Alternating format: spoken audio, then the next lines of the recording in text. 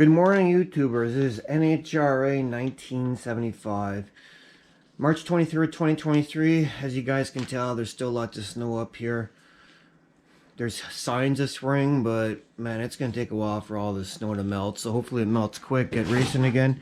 Just going to do a short update now on the drag car. Last video I highlighted the purchase of the BMR anti-roll. Yeah, the BMR anti-roll bar is installed now. It wasn't terrible to install, just a lot of bolting. I took my time with it. You just have to drill some holes for these, for the bracketry here. You have to measure off this piece here to your lower controller to make sure that's around the same each side.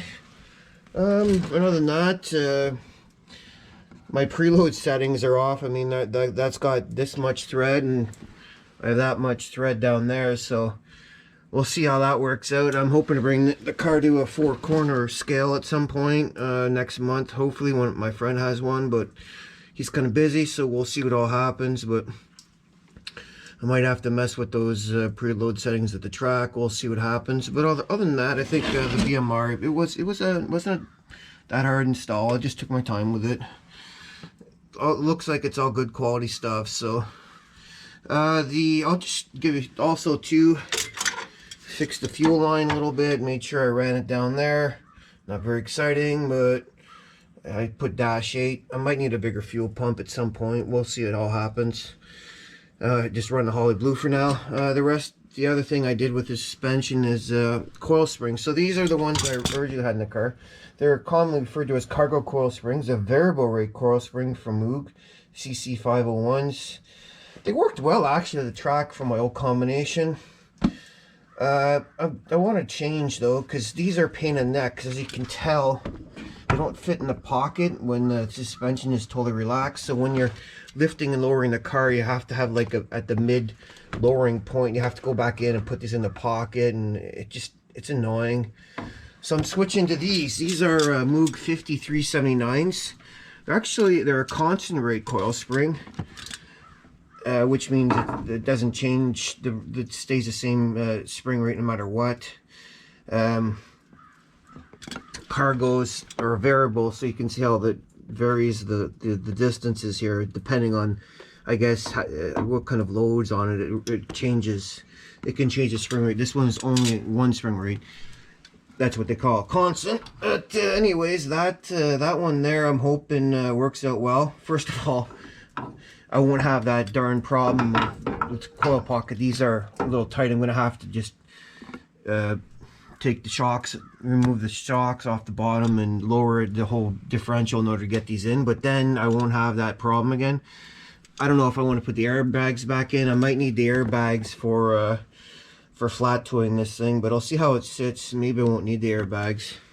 Yeah, so anyways, these springs too as well, they're a little bit lower rate spring rate pressure, which is going to help because I'm using these called no hop bars, and your instant center has changed. Your suspension geometry and specifically the instant center has changed, so it puts a little more hit on the back of the car here. And with the softer springs, hopefully it lessens that load and it all kind of works together well.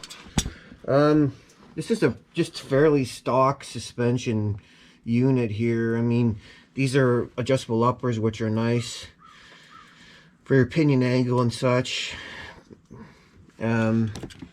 which is a nice thing. But other than that, I'm just using Competition Engineering shocks, cheapies ones. Coilovers would be the best, adjustable coilovers, but these are adjustable. Just a pain in the neck. But yeah, so that's it really for the back of the suspension. I'm just going to go and install these today and probably try to get the car back on all fours and see how it all sits. So that's it for the rear suspension. Last video I mentioned I'd be saying something about the lock and lube grease gun fitting. I'd really recommend it.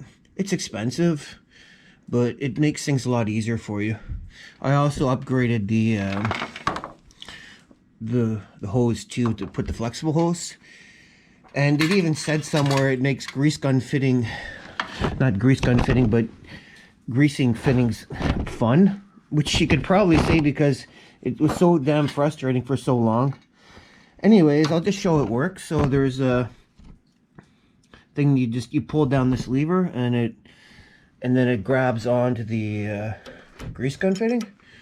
And yeah, there's no, with this, it's not always going to be that it 100% always greases the fitting, but at least in this case, it makes it a lot easier. So yeah, and then you can do it one-handed too. It just grabs it, and there you see it's coming out up top, and that's it. So I'd really recommend buying it and making your life a little less frustrating. Anyways, that's my review of the Lock-N-Load. On another note, I installed these Competition Engineering shocks. They'll make things a lot better than the leaker ones, hopefully. The previous ones that had leaks, so these should work better. So they're 90-10. Set them at the 90-10 setting, and they're reasonably priced. So got those in there. We'll see how the suspension works. Hi guys, next step, I'm just going to do it here, would be to install those coil springs. And then after that, I'll have to let the differential sag a bit, and then I can put them in. Then install the old drag slicks. These aren't the ones I'm going to use next year. I did buy new ones. These are like well over 10 years old now. But I want to install these and see how it all fits in the car. And then go from there. Anyways, it's cold. I'm going to close the garage door and we'll keep going. Guys, back at it here. So as you can tell, slicks are installed. Has been a long time since those were installed. Anyways, it's pretty good actually. Ride heights, my measured ride height's about 25 inches on either side, so it's nice because before there was actually a little bit of a lean on this thing, so now it's the equal length of both sides. Let's see how this all looks under here. It's hard to tell in the darkness, but the bar's at a good distance. Both coil springs are in, so yeah, that's pretty damn good.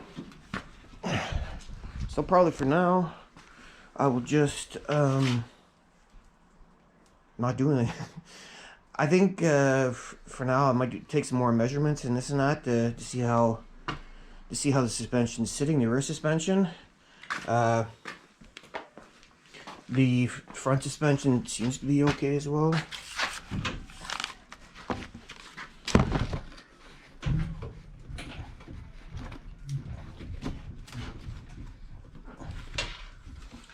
So yeah, I don't think it's going to be warm. One of the neighbors saying for like 2 weeks. So hold on for 2 weeks. Once Easter goes by, get lots of chocolate, and by then hopefully we got like, you know, warmer weather. I want to bring home the truck. There's some things I want to do with the truck. Anyways, for the drag car, I don't know what else. I might take this thing to my parents' house because I want to test out that electrical shifter. It's hard to do in here because you have to rev this thing up to 3,000, and I'll have the engine has to be rev to 3,000 to activate that thing. So probably go to my parents' house, which is fairly close actually to here, and then just jack up the back end and then just run through the gears, start up to get it get the make sure the fans work, the electrical fans, check out the fluids and stuff, and just kind of using a little bit of a tuning session in my parents' garage. Just here, with the neighbors being so close, it's much louder than it used to be with this new engine, so might just do that. Anyways, so there's some more plans going down the road, so I'll talk to you later.